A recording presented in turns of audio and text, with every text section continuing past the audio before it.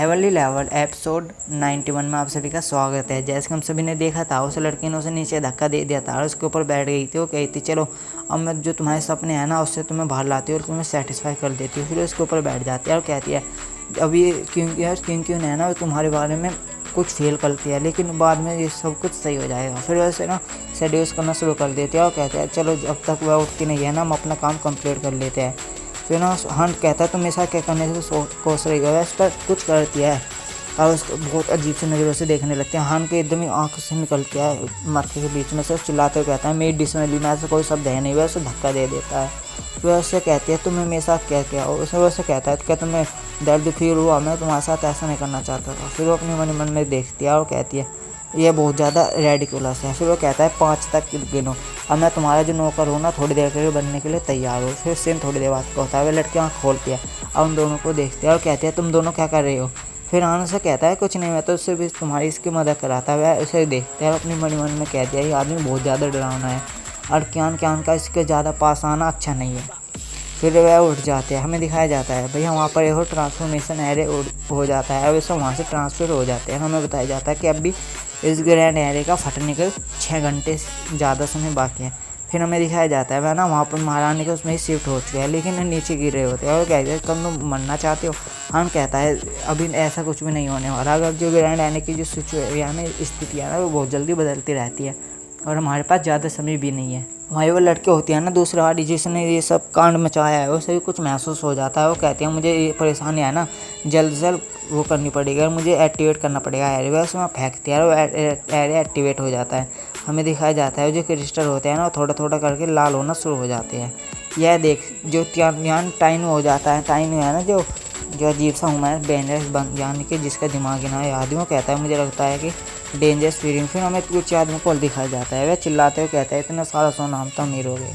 Judas यानी dragon पवेर वाला बंदा होता है ना वो कहता है ये सब बेकार है, जब ये जगह चेंज होगी ना तो कद्दू भी इनके पास नहीं बचेगा और वैसे भी सबसे जो मूल्यवान चीज़ है ना बस वो इंपीरियल जेड ही है।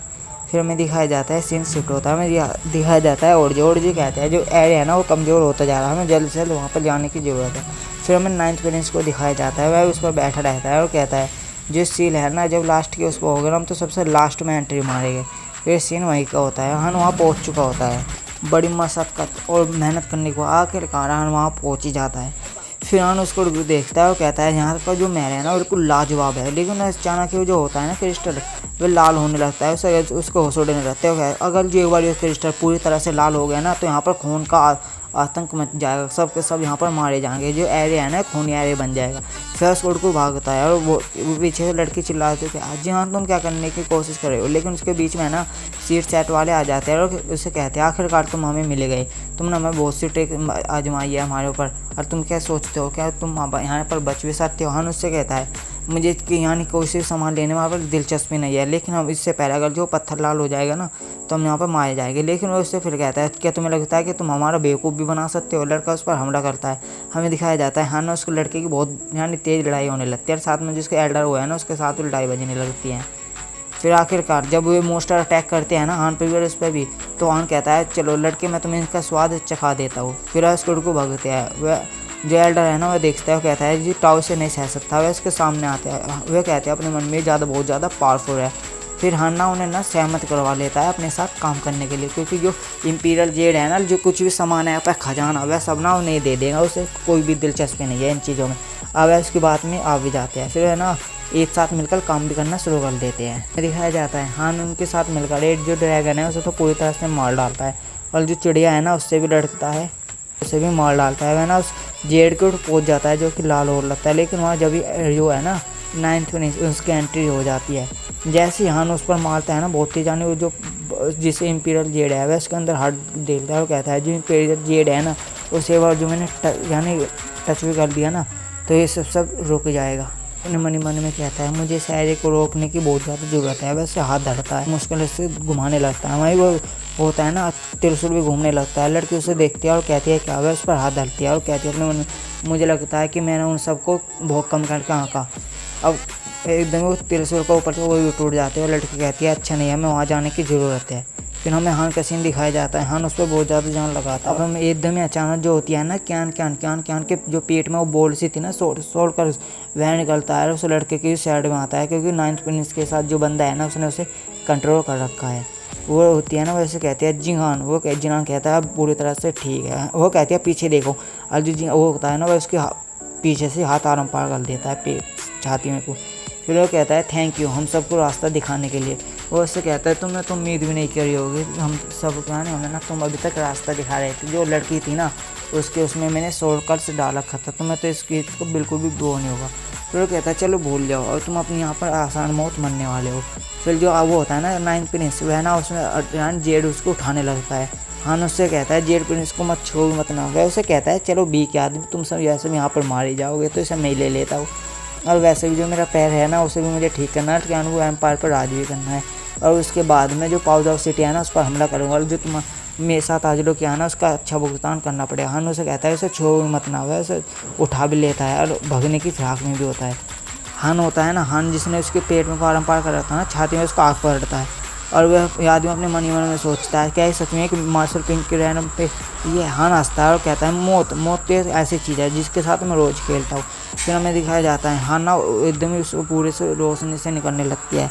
वह उस पर अटैक करता है और उसे अपने से दौड़ कर भी देता है। हान अपने मन ही मन में कहता है वैसे जो इसकी ट्रेनिंग है ना वो बहुत ज़्यादा लूज रही, जो मेरा अटैक है वो ज़्यादा QI के उड़ से ना रहा, और जो मेरी QI है ना वह भी बहुत ख़त्म होने वाली है। और कहता है क्या यही मेरा अंत हो सकता है। वैसे आदमी इसको कुछ देखता है और बहुत ज़्यादा गुस्सा हो जाता है और कहता है तुम्हारी इतनी हिम्मत कि तुम ये सेंट्रल रैम के बंदे को ऐसे छूने की हिम्मत कर रही हो। फिर हमें दिखाया जाता है वो रानी होती है ना वह अचानक ही जाग जाती है और बहुत तेज़ी से आती है और हान को उससे बचा लेती है और साथ में उसके आदमी को भी मार डालती है।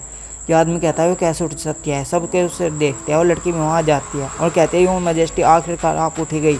फिर वैसे देखती है और अपने मन मन में कहती है यह वह नहीं है। फिर वह हान होता है ना, हान अपने मन मन में कहता है हज़ारों साल बाद जीने के बाद भी उनकी जो सत्य है ना पूरी तरह से नुई है कि उन्होंने एक सेंट रैम के इर्द गिर्द के बंदे को इतनी आसानी से मार डाला। फिर वो कहता है फिर उसने मुझे यहाँ पर बचाया है क्यों। फिर हमें दिखाई जाती है चिड़िया सी फोनिक्स राइजिंग, वह ना डांसियर उड़ से आसमान में उड़ने लगती है। सब बंदे उसे देखते हैं और कहते हैं महारानी जा गई महारानी जा गई। और जी क्या कहते हैं अब बिना किसी एरे के सब लोग महारानी के उड़ को भागेंगे। फिर हमें महारानी का सीन दिखाया जाता है। वो महारानी होती है ना वह हान को देखती है और कहती है चलो लिटिल ड्रैगन मुझे बताओ कि तुम सब यहाँ पर क्या कर रहे हो और इस टाइम दाजे एम्पायर का सम्राट कौन है। हान उसे कहता है मैं तुम्हें सब कुछ बता दूंगा लेकिन जो मुझे छोटा लिटिल वो मत बोलो ड्रैगन। डाजा जब भी पीछे से कोई 9th प्रिंस है ना चिल्लाते हुए कहता है डाजा पाजा को ख़त्म हो गया, अब तो हमारे टियानू वैम्पायर है हमारे वाला। ये जेड मेरा हुआ मैं जल्द से जल्द जाऊंगा और अपने पापा को बताऊंगा। हान कहता है इडियट किंग के चुपचाप रहेगा हमें मरवाओगे क्या।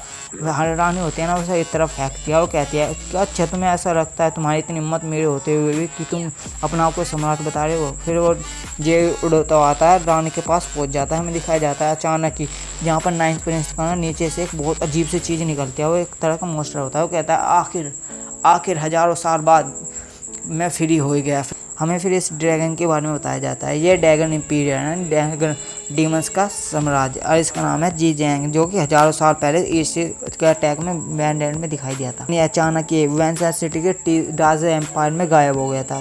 फिर हम कहता है आखिर मैं इसे जानता हूँ आखिर ये हो क्या रहा है। फिर हमें दिखाया जाता है हान उस जेड के उड़ को देखता है। फिर जो रानी होती है ना वो कहती है जी जिंग तुम्हारी इतनी हिम्मत कि तुम मेरे सामने आने की कोशिश कर रहे हो। फिर वह अपनी शक्तियों से दिखाने लगती है। फिर जो होता है ना मोस्टर उसे कहता है तुम्हें क्या लगता है कि तुम खुद मुझे हज़ार से तुम मुझे वो बैक यानी टेप कहता तुम मुझे ऐसे भी कर सकते हो। कहती है उससे तुम हज़ारों सालों से बंधे थे लेकिन जो सीट टावर था ना उसके बाद तुम्हारी पावर बहुत ज़्यादा कम हो चुकी है। फिर वो हंसता है और कहता है तुम मुझे अब भी नहीं मार सकती। फिर वो कहता है तुम्हें क्या लगता है कि हज़ारों सालों पहले जैसे तुमने मुझे यानी बंद कर दिया था तुम मुझे ऐसे कर सकती हो। और वह ये कहकर वहाँ से गायब हो जाता है। और जो हानु होता है ना हानु जिसमें से वो निकला है ना उस गड्ढे में गलती से गिर जाता है और इसके साथ हमारा एपिसोड खत्म होता है। अभी तक आपने मेरी वीडियो को लाइक नहीं करा तो लाइक कर दीजिए, चैनल को सब्सक्राइब कर दीजिए। Thank you.